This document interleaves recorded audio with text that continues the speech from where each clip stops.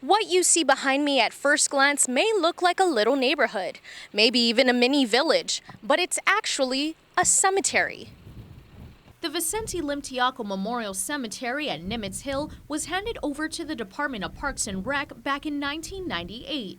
According to Parks and Rec Director Rogie Alcantara, a few of the structures started at the top of the hill, but more elaborate ones started going up at the lower end when the island went into lockdown back in March of 2020. This started actually during the COVID, but it seems like it got out of hand, and you can see that there's sort of like what I call them, a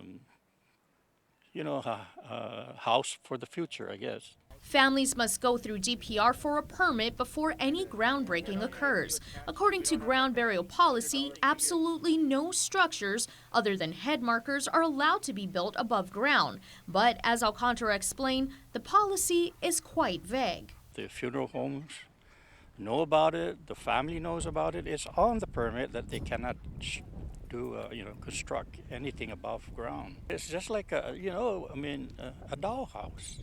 It's really, you can see some of them are really, They're really well thought out. There's tiling, there's windows, there's doors. Some of them even incorporated roof drainage systems. He says the issue is lack of enforcement. Because we don't come around here all the time. It's just when there's a burial, the two guys that are assigned up here come and do the burials, but there's nobody assigned up here. Alcantara says the construction more than likely happens after working hours or during the weekend.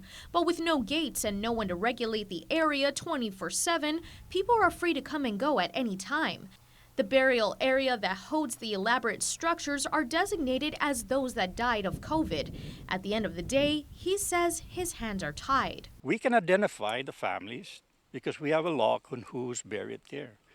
But how do we approach them and say, break down your shrine, I guess. We're just making sure that they don't build anymore.